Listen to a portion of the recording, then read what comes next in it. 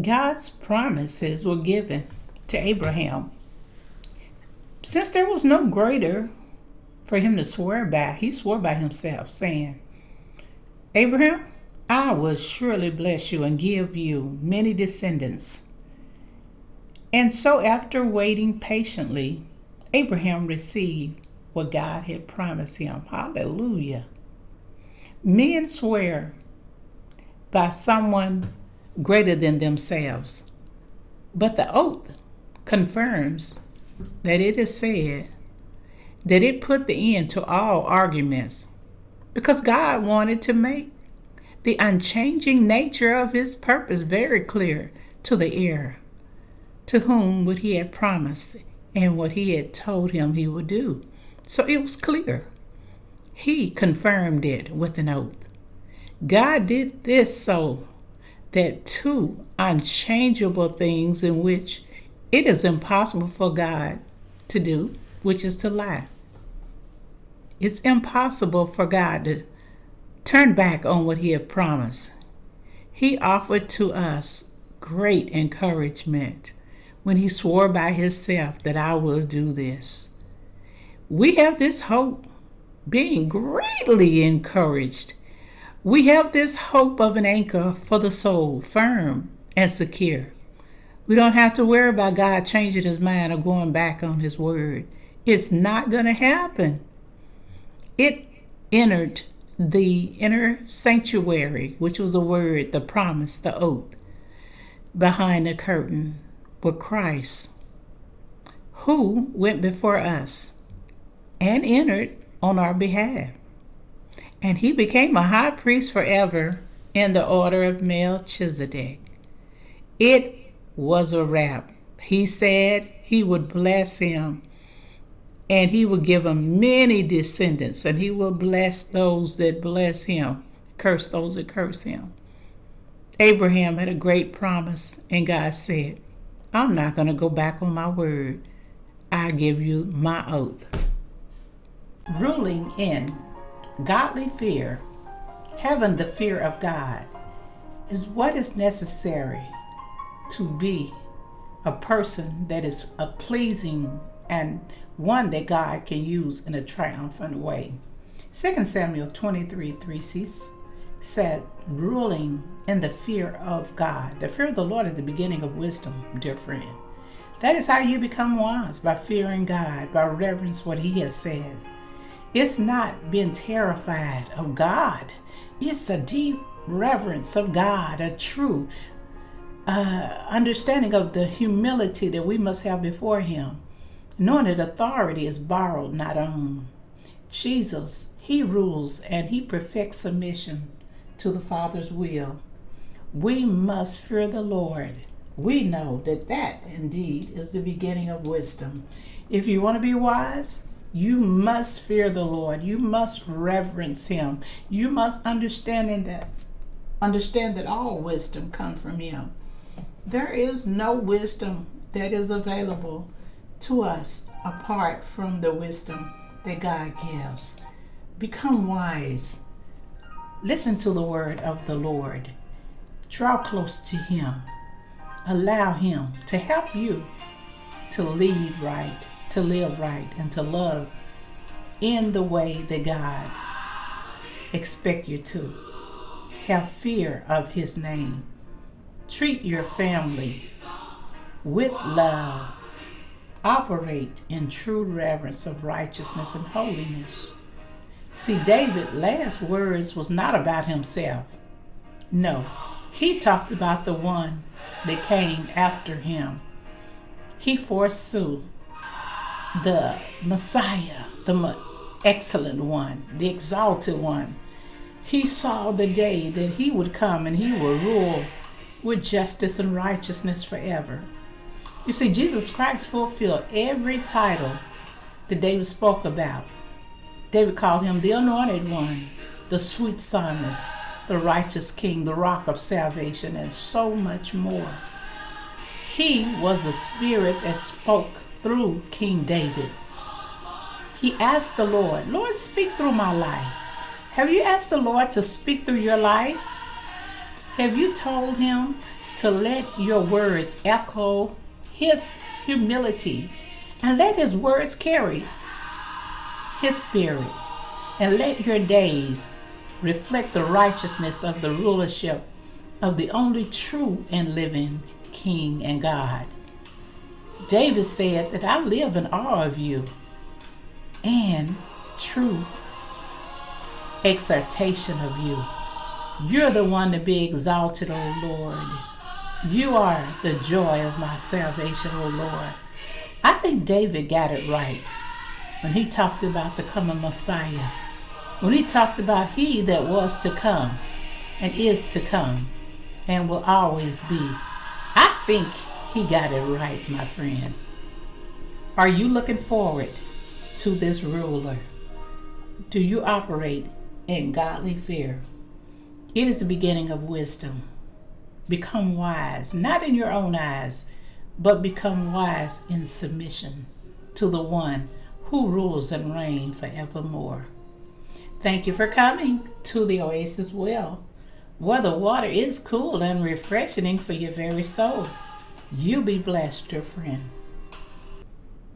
Hebrews 3:7 says, so, as the Holy Spirit says, today, if you hear his voice, do not harden your heart, as you did in rebellion during the time of testing in the desert, where your fathers tested and tried me, and for 40 years saw what I did. This is why I was angry with that generation. And I said, their heart are always going astray, and they have not known my ways. So I declare an oath in my anger, they will never enter my rest. See, they were sinning. They had unbelieving hearts. They turned away from the living God.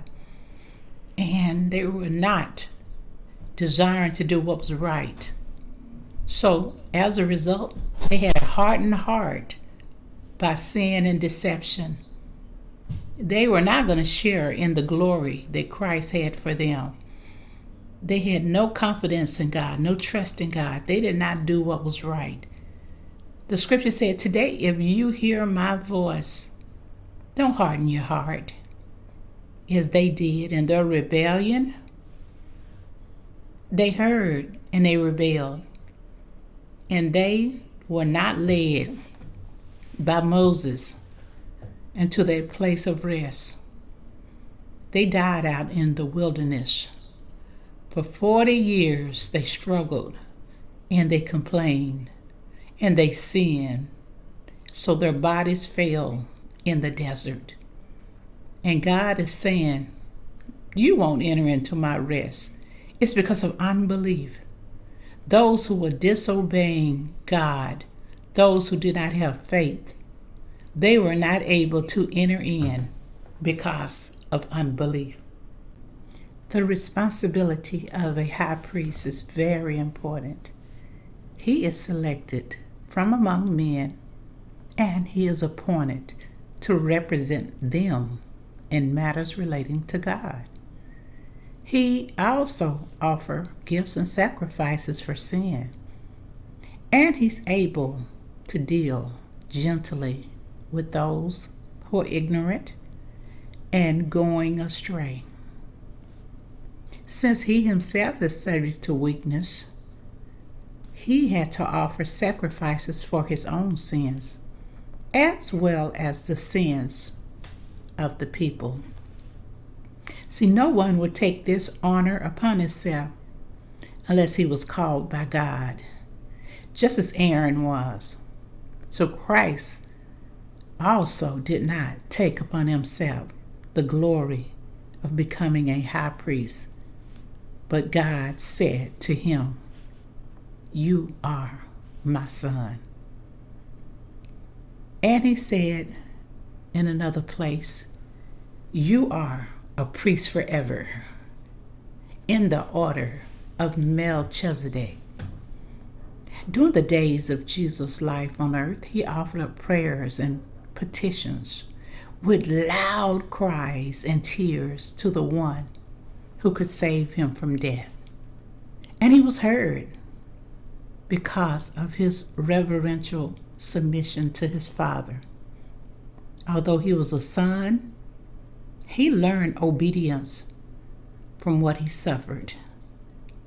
He had to suffer just like we suffer, but he was once made perfect. He became the source of eternal salvation to all who obey him. He was designated by God to be high priest in the order of Melchizedek. Aren't you glad that you have a high priest who is able to go to the Father in your behalf? That he cares about you in every way, and his desire is that you become more like him.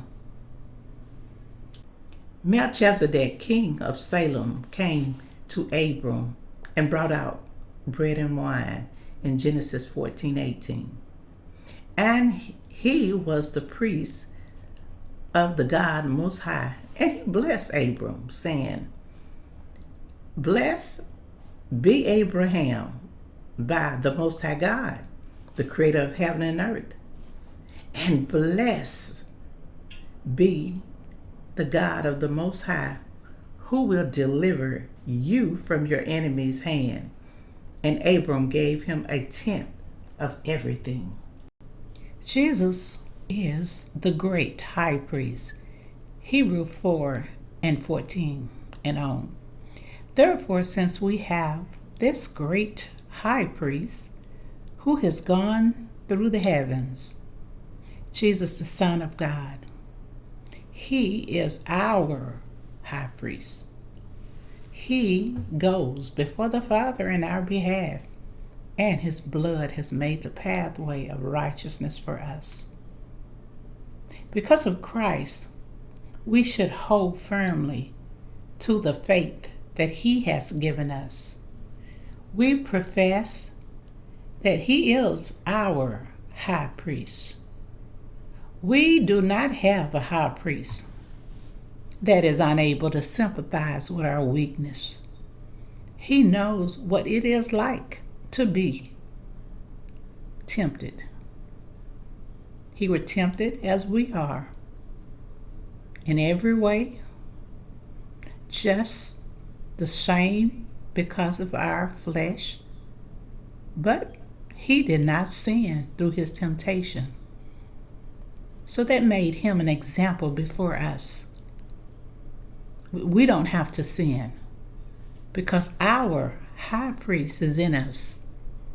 He will direct us and lead us away from unrighteousness and sin.